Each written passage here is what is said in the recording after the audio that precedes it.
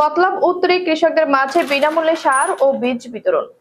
চাঁদপুরের মতলব উত্তর উপজেলায় 2024-25 অর্থ বছরে কৃষি প্রণোদনা কর্মসূচির আওতায় ক্ষুদ্র ও প্রান্তিক কৃষকদের মাঝে বিনামূল্যে উফশী আমন ধান, মরিচ, গ্রীষ্মকালীন শাকসবজির বীজ ও সার বিতরণ এবং নারিকেলের চারা, তালের চারা, আম ও অন্যান্য ফলের চারা বিতরণ কর্মসূচির উদ্বোধন করেন উপজেলা নির্বাহী কর্মকর্তা মাহমুদা কুলসুম মনি।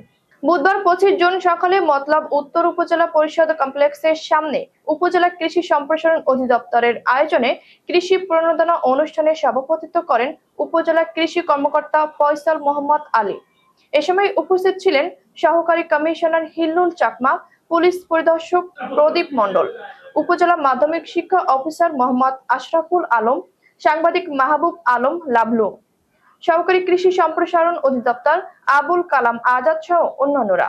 যারা কৃষির সাথে সম্পৃক্ত আছেন, আমরা বাংলাদেশ কৃষিতে কিন্তু বেশ সম্পূর্ণ প্রযুক্তির এত উদ্ভাবন, নতুন নতুন এত জাত উদ্ভাবন হচ্ছে, সেটা সরকার আপনাদের কাছে পৌঁছে দিতে চায় একেবারে প্রান্তিক পর্যায়ে। সেই জন্যই কিন্তু সরকার এই ধরনের প্রণোদনা